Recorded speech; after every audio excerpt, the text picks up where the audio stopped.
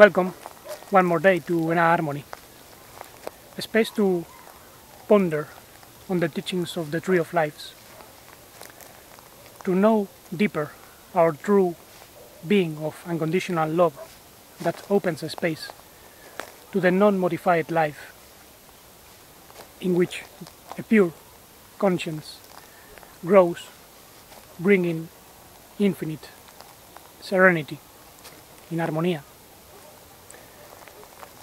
4 qualities which lead us to manifest our true destiny as beings of light, not the so-called human destiny, which I prefer to call fate, because it's full of fatality, since humanity has always been led to suffer in conditions of injustice, because the chaos which we live has not been generated by humanity. This is a big lie. And humanity has been rather enslaved, is a victim, even though we should not focus on this sense of victimism and blame anyone. We must simply acknowledge the truth and recognize that the fate can never lead to happiness, fulfillment. So if we assume that we have inside even a spark of true conscience coming from the original source of life, then we must assume the true destiny of this essence.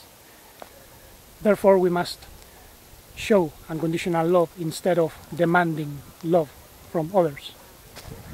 We must manifest true life, because the life that we find here, which is very little, is trapped and is suffering.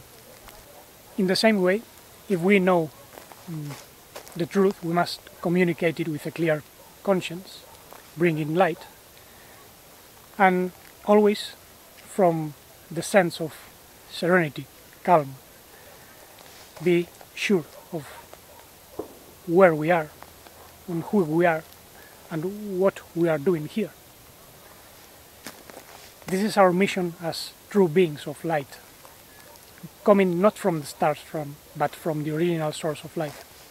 Because what we know as human psyche, of course, can have what some call the star seed, which is a mental aspect that comes from the light of the stars and makes people very intelligent, but that does not lead to liberation, because look around, it's a world full of death, especially when we look at human civilization, which has been generated by the star seeds.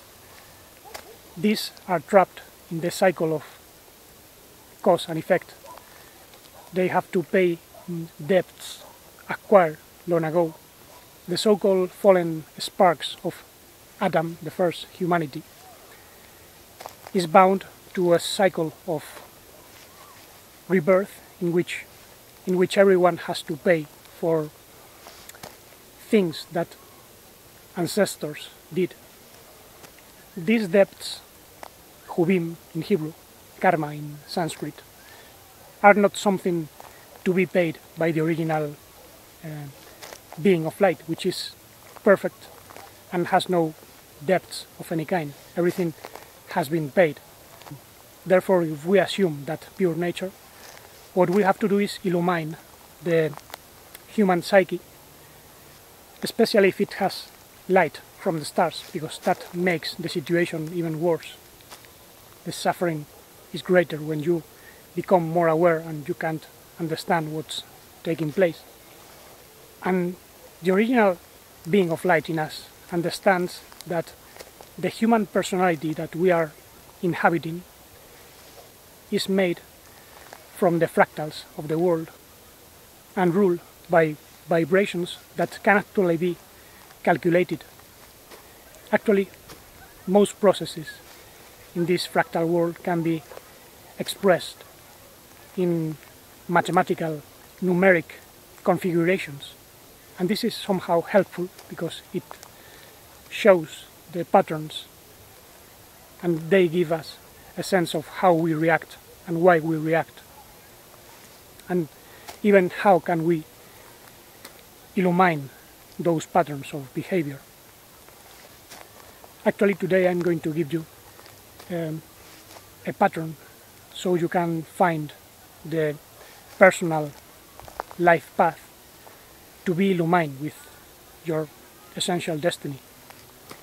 I'll be talking about what I call Matrix 36, which is a way of calculating your personal existential path.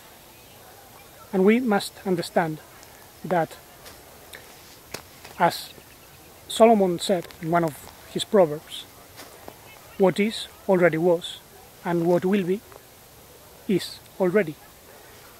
This means all the events of time are written already. And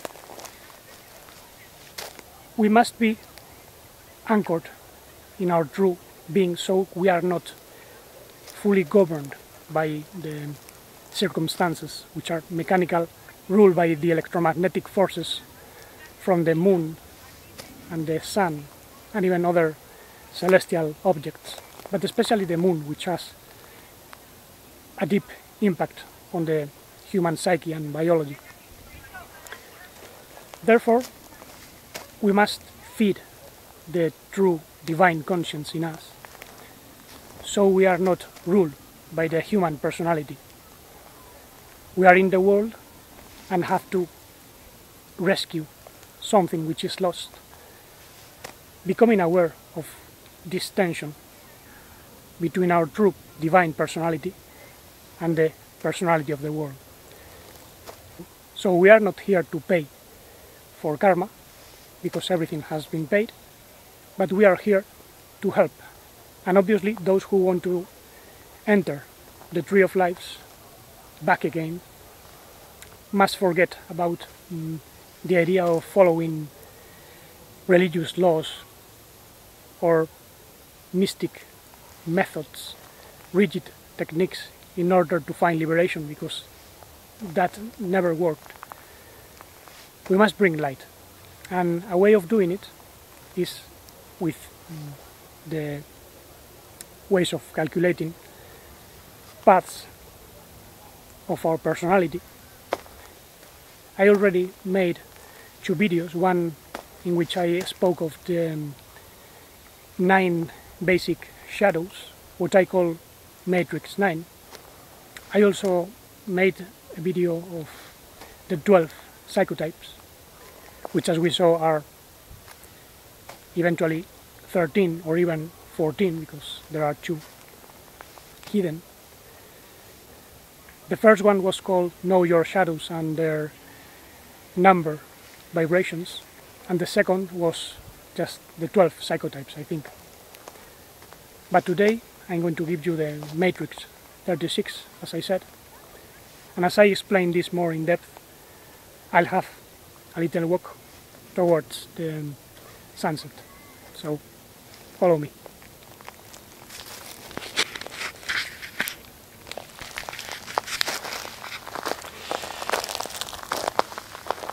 The main existential path is very easy to calculate.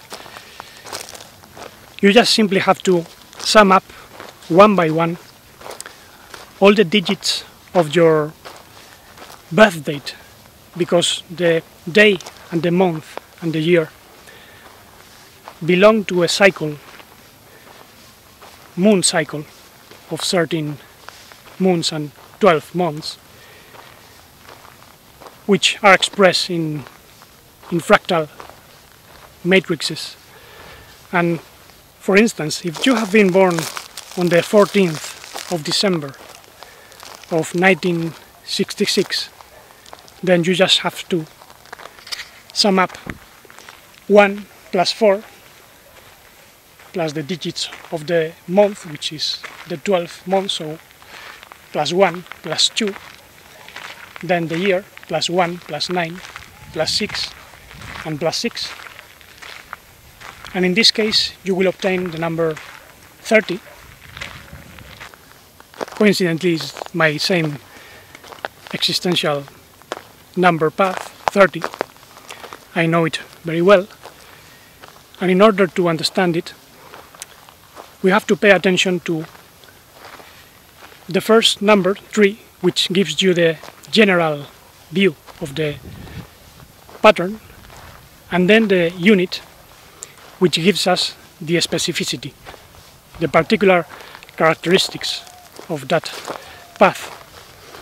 And in this case, the number 3 has to do with sensitivity, creativity, reconciliation, expression,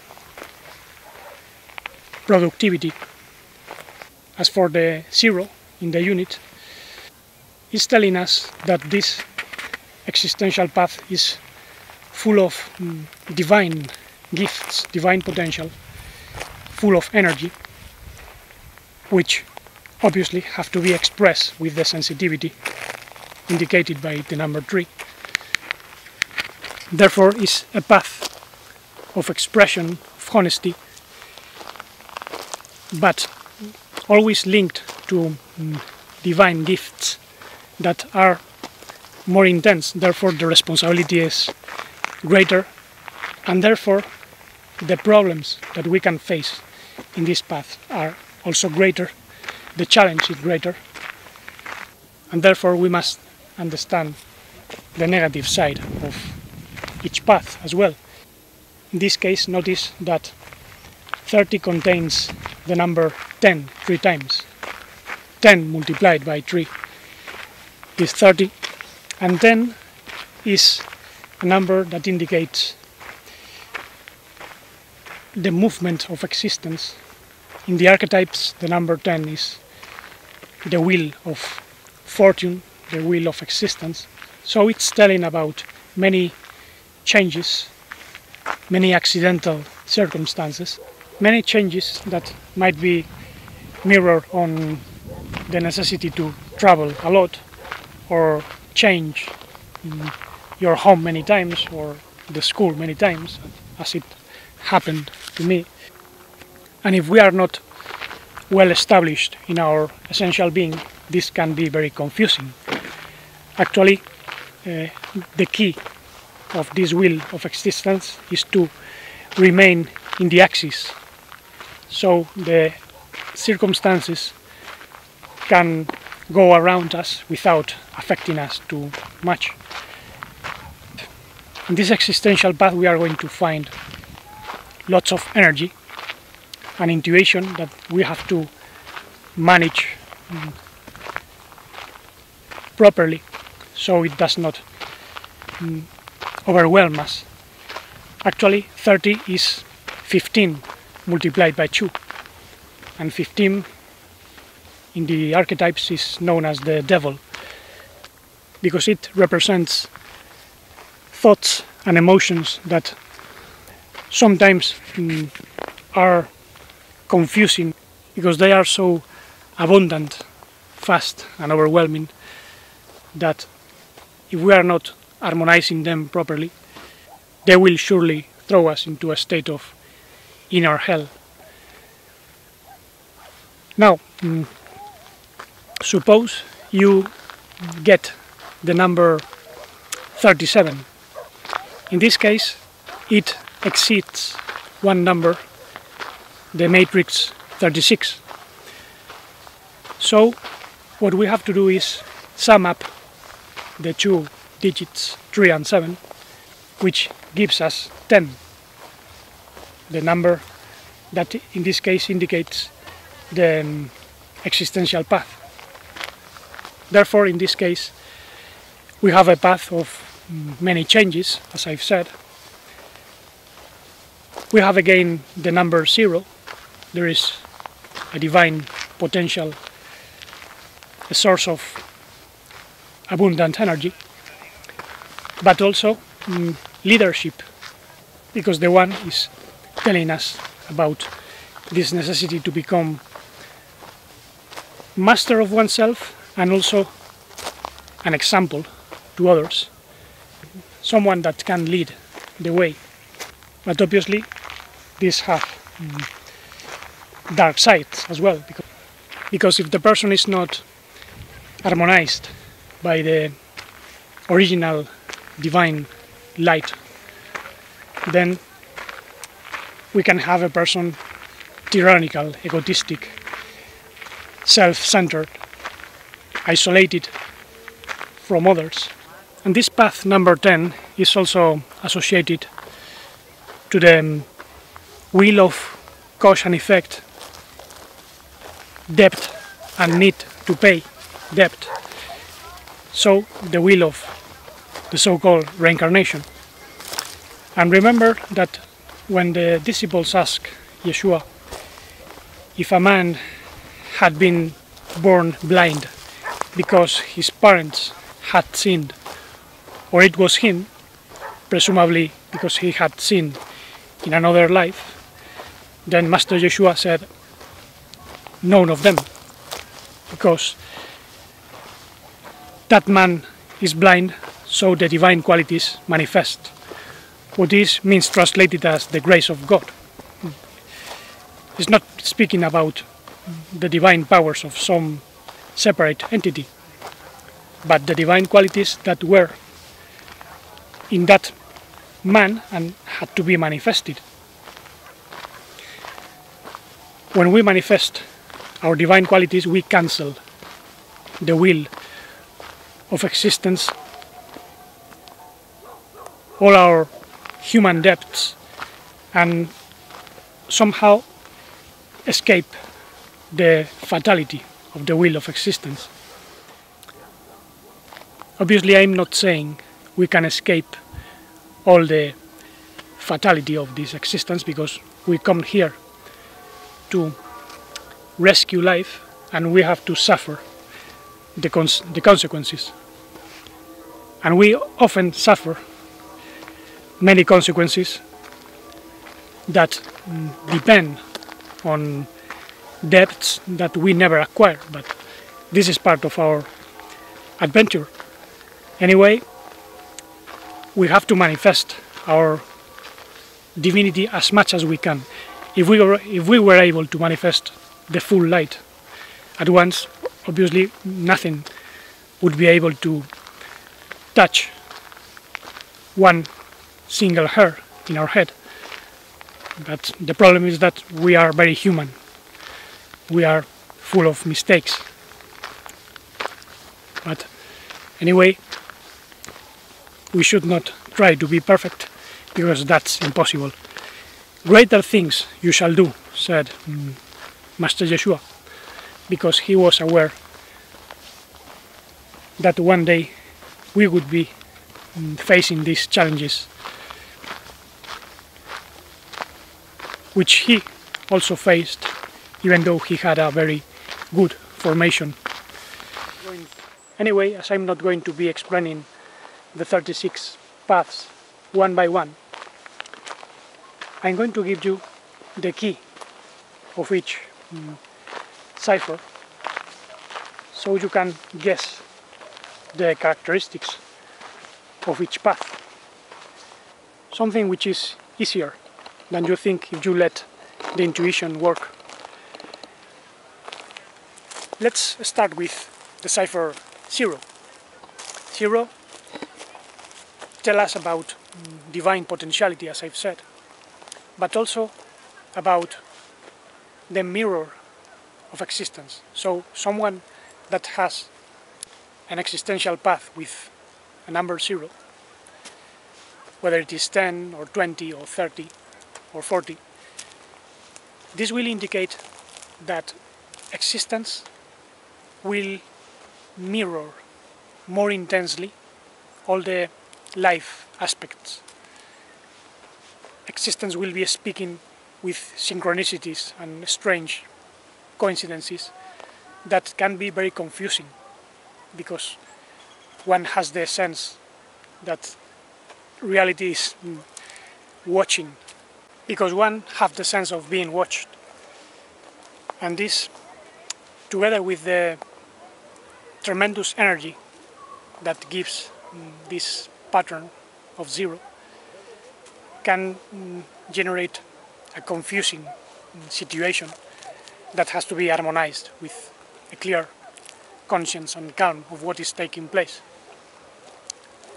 Obviously, if we have a lot of energy and intuition, we have to use that as a gift in order to help the world.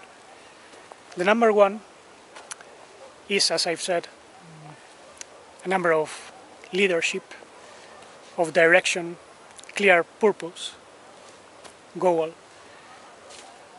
But it can also mean isolation,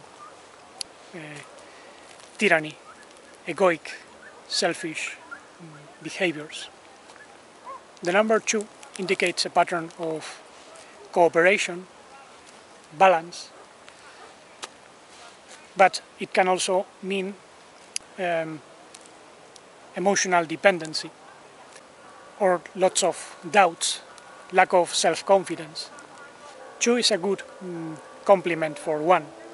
For instance, someone with the life path 12 indicates that will be a person prone to help others, service-oriented, because the one, it gives certain energy of leadership, even though it's not a main leader, but could be more someone that helps others to direct and organize. But the 12 is a number of divine service with confidence, with faith. And notice that the service can have a negative aspect. Someone can be willing to help others and forget himself or herself. This is a problem, because we can become slaves of others, forgetting what's important within. As for the number 3, as we saw, we have creativity, reconciliation of opposites, intuition, creativity, expression, sensitivity. But it can also lead to excess thinking and hypersensitivity, depression. Therefore, it has to be illumined. Actually, one can be sad when the intuitions that we are receiving make no sense at once. And we find that base 3 energy in paths such as the 12, 1 plus 2 is 3, or the 30, as we saw. As for the number 4, we find a pattern of following the steps logically.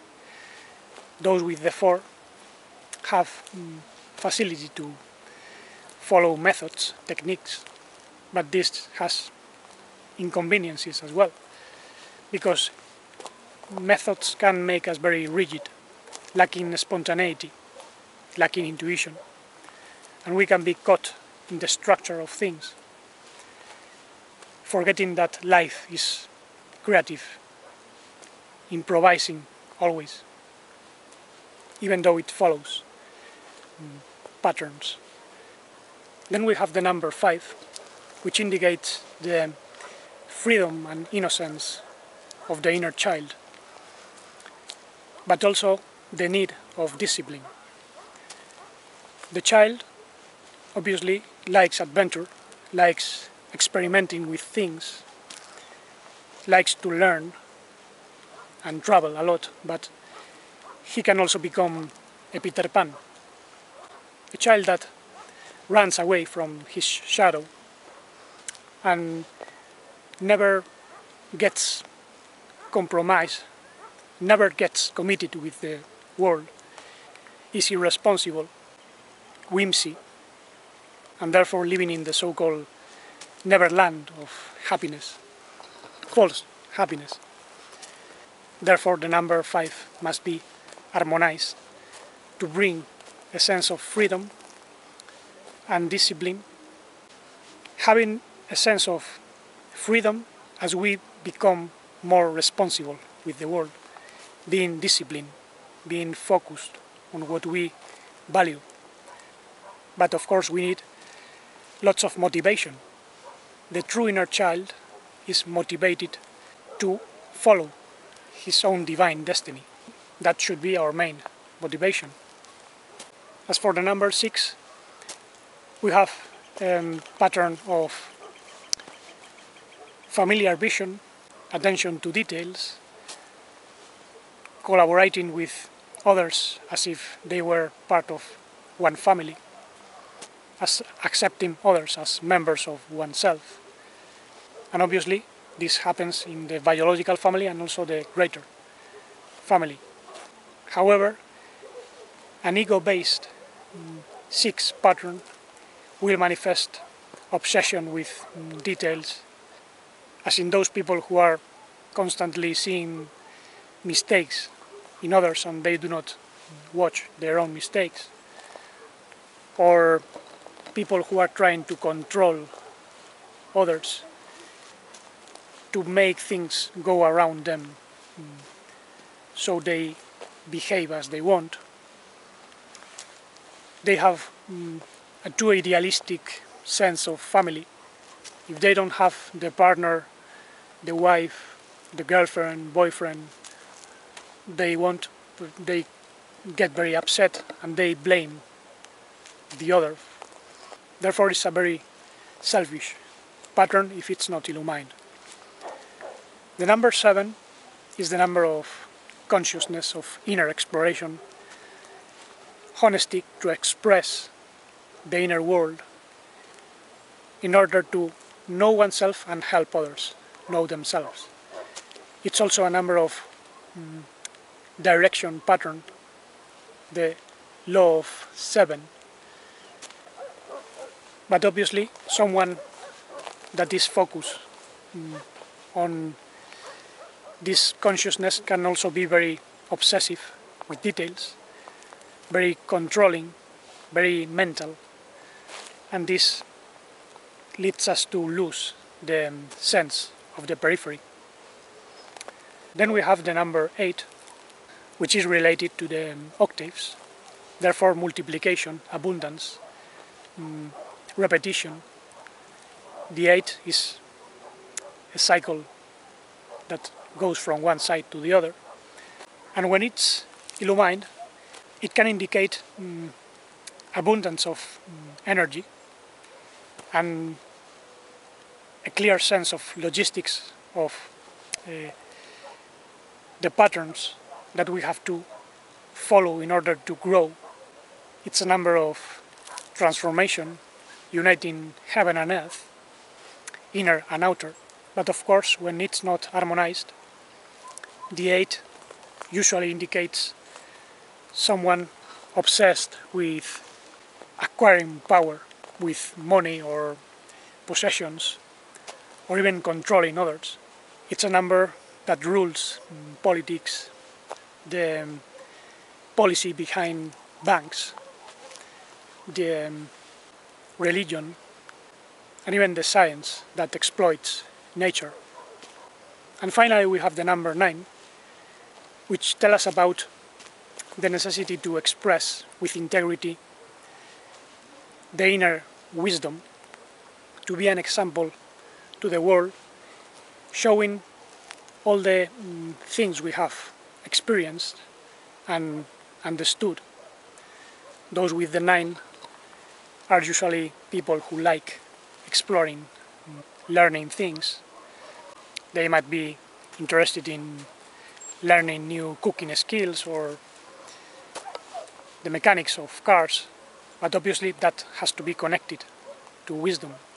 We have to understand the mechanics of this world as well and communicate that to the world. Otherwise we become hermits. We keep wisdom for ourselves and do not share it. This is a way of isolation.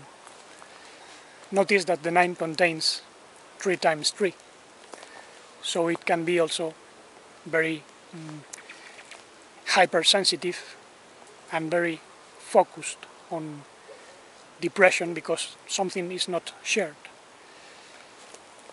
Therefore, if you have the 9, be an example to the world. Now, these are basically the keys.